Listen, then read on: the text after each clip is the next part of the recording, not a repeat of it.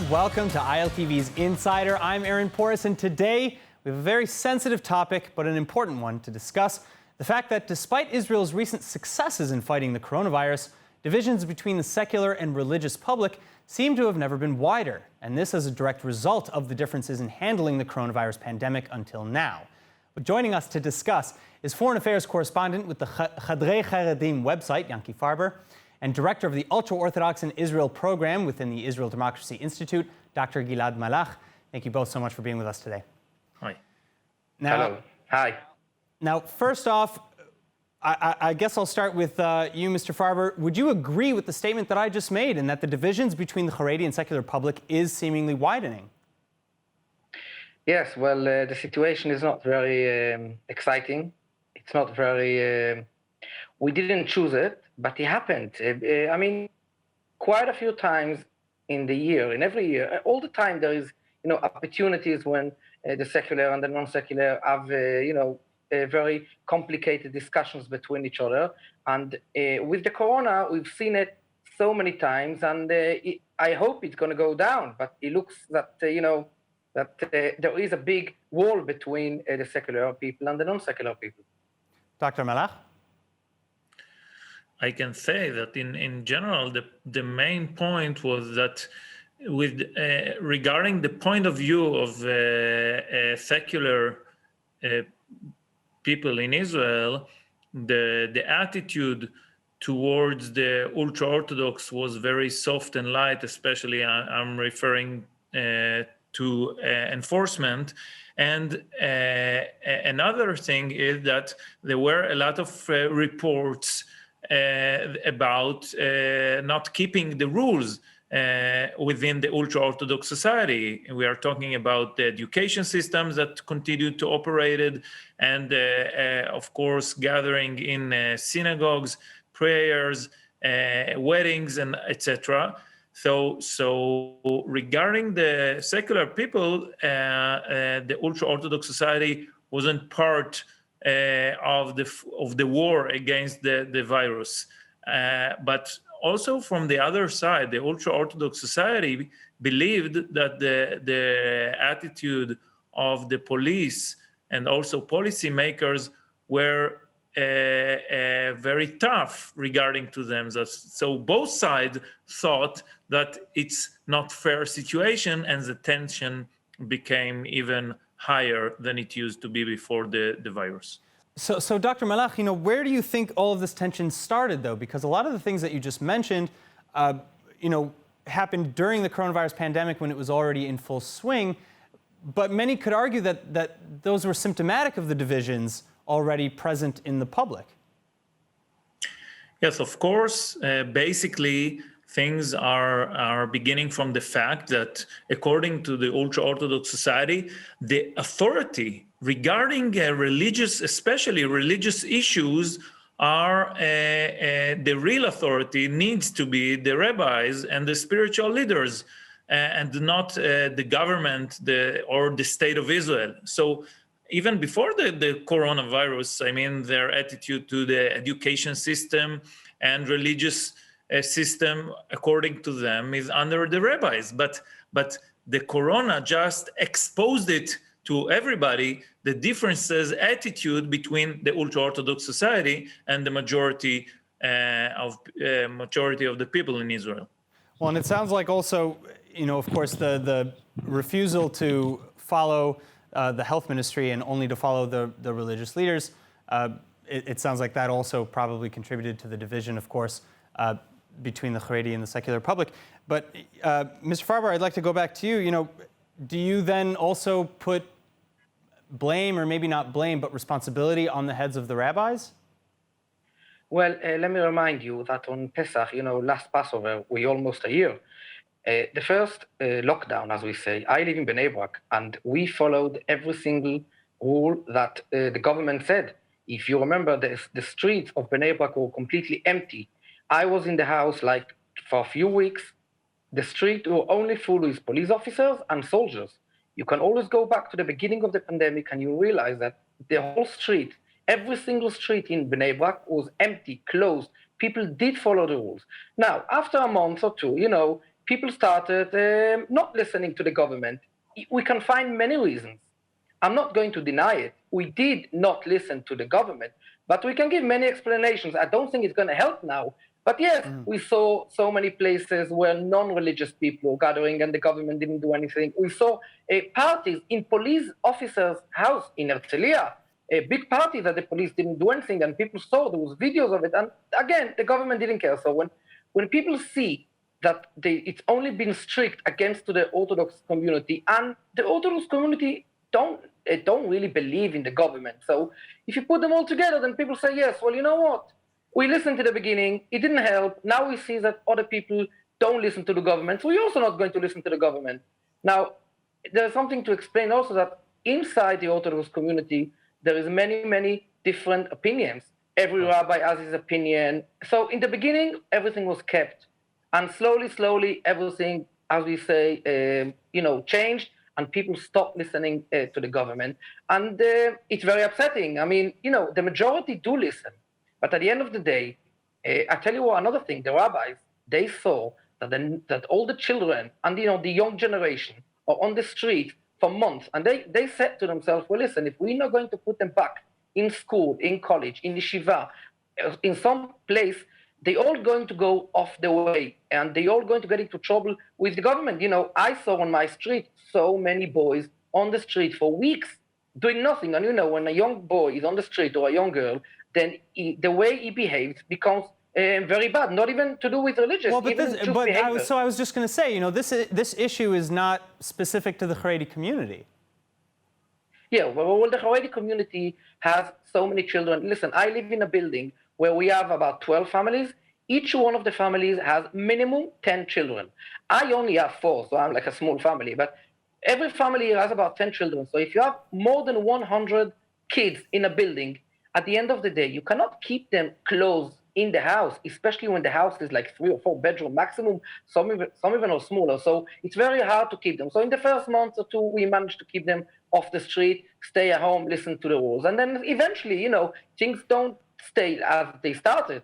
And if you can blame the government, yes, we saw the government changing their mind every 2 weeks. And if the religious, and I'm saying I support the religious community, I support the religious party in the Knesset, and I want to tell you that when the government decides something, so the religious Knesset members pushed, so the government said, okay, we're going to listen to the God. And then some other Knesset members said, yeah, but it's very dangerous. Okay, so let's do this. I mean, you could not make a decision. You saw yourself how many people have resigned from the government every week or every 2. We can blame everyone. I can blame the Orthodox community, I can blame the government, and I can blame the authorities that they pushed very strictly things only against the Orthodox community. All right, well, so back to you, Dr. Malach. Do you then, coming off of what Mr. Farber just said, do you believe that the criticisms against the Haredi public are excessive or unfounded?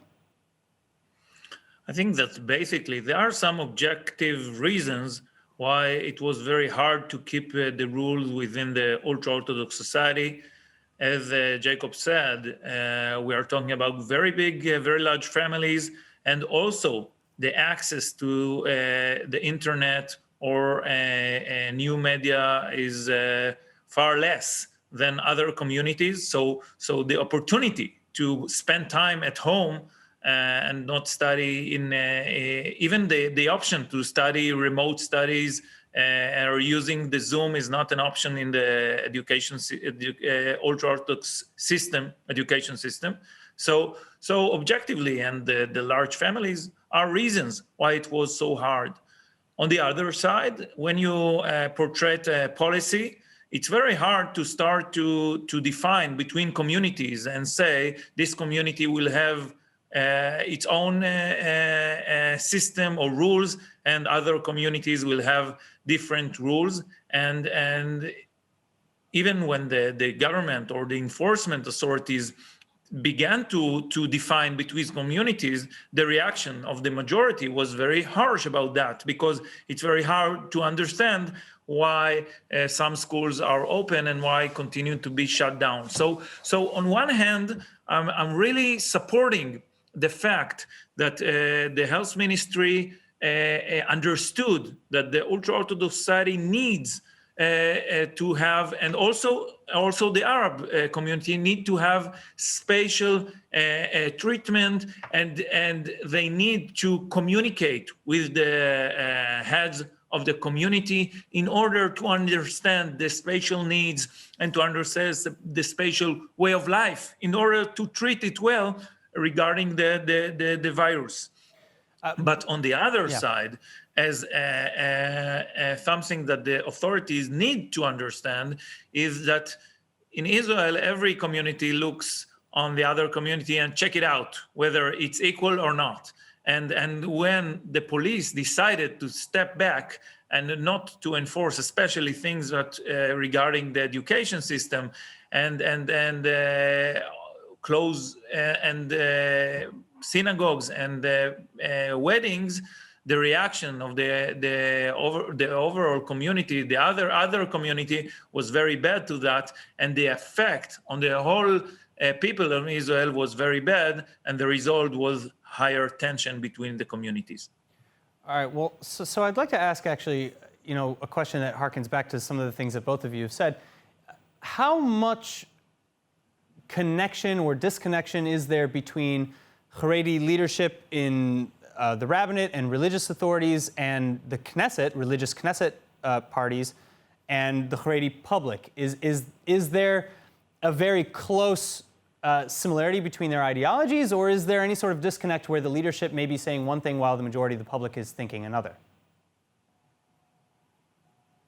Well, okay, I have something to say about it. I was going to say it before, but, well, listen, there's one very big problem. The Orthodox community do not get the information that they should get, like you get and I get, and like the people who have, a cell phone, they have mobile, they have internet, they have Zoom, they have computers. Most of the Orthodox community get their information from a daily newspaper, like 100 years ago, like in Poland and in Germany, like in when the Jewish people used to get information like 100 or maybe even more years ago. Most of the Orthodox community don't have internet, so they get the information very, very late, and sometimes, unfortunately, when they read the daily newspaper, it doesn't really say the truth what's going on, because it gets, the people who run the newspapers are not real journalists. The newspaper belongs to the party, to Shas. It belongs to Yadut HaTorah, Degel HaTorah, and you have this Knesset member has this newspaper and that newspaper, and the Knesset member, the Chavrei Knesset, they decide what's going to be written in the paper, and the people on the people on the street, when you go in Bnei Brak and in Yerushalayim and in Beitar, in all the cities where religious people live, they will tell you they don't believe the newspaper. So unfortunately, a lot of the problem that happened is because people realized that they don't get the right information. So when you don't get the right information, you don't believe the information you get, so you decide to choose what you do believe, what you don't believe. And I think this is the big problem, that the Orthodox community do not get a right and full information. Well, so what is the solution to this issue in your opinion? Because again, coming from a lot of these same authorities that you're saying now the Haredi public doesn't believe, there are some controversial statements. For example, just this weekend, or recently, rather, when vaccinations began, there were certain rabbis who were saying that vaccines done over the Sabbath were not kosher and shouldn't be done, and that during budget meetings recently in the Knesset, education, health, welfare, budgets had to be cut in order to make room for yeshiva stipends. So what is the solution? No, listen. A lot of the news that people spread, a lot of the rumors were not true. No. First of all, a lot of people said that rabbi said do not take the vaccination. That's not true. Nobody said it. All the big rabbis, actually Litzman, is Rabbi Gur. He was one of the first one to take it. Yes. I mean, the big rabbis said they should take the vaccination, and people do take. I mean, the majority of the Orthodox community take. I mean, yes, there was some little. I agree with you now, but would you agree that that's a more or less recent shift in the Haredi authorities? Well, it's all about the information the rabbis are getting. At the end of the day, none of the rabbis, reads the papers, and none of them watches TV. They get information from their people, and they get the right information. But unfortunately, some people in the Orthodox community do whatever they want, and they try to change people's minds. And a lot of information that are going around, even in the Orthodox community, are not true. And yes, and you asked before about Shabbos.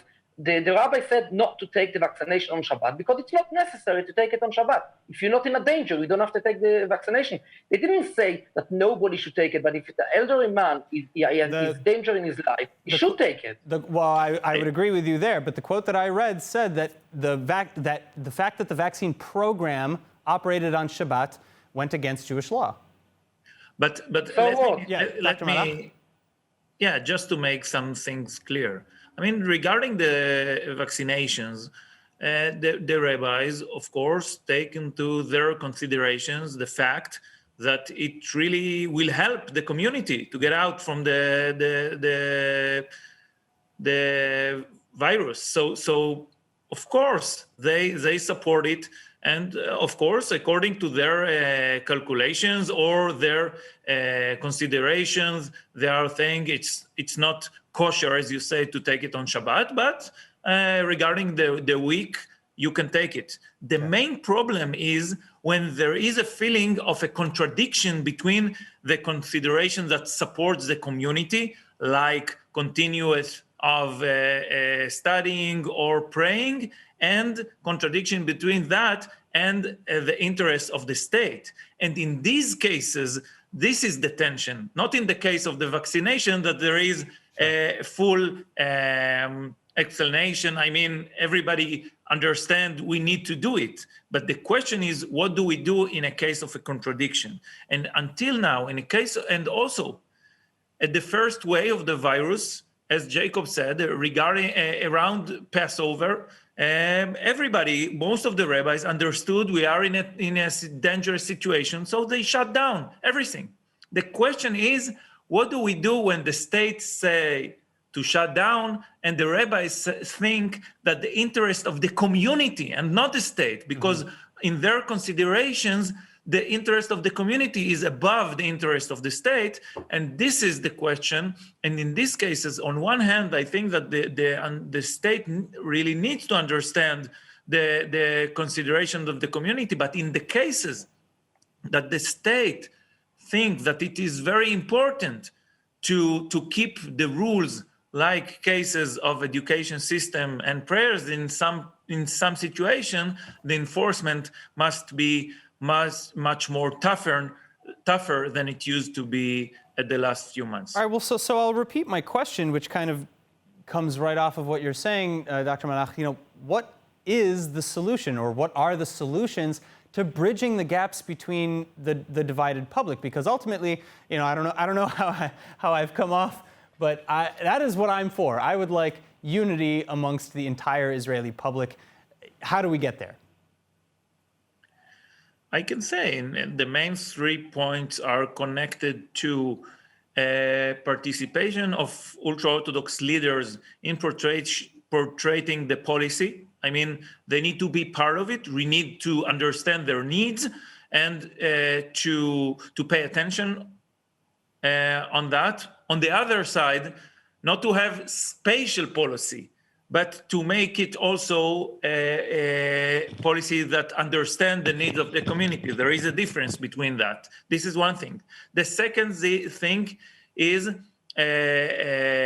publicity, or finding ways to explain the policy by talking with leaders, by using the tools of the ultra-Orthodox publications. I mean, it's not enough to public things in the TV because, as Jacob said, they won't see it. So you need to use the language, the spatial language of the Ultra-Orthodox society, but also the special media of the Ultra-Orthodox society. This is the second thing. And the last thing, as I mentioned, is enforcement. I mean, after you use, you find a way to portray the policy towards the society, you have the right publicity, you need also to use the stick as a tool, and to have more enforcement of the policies that you decided to make. So, Mr. Farber,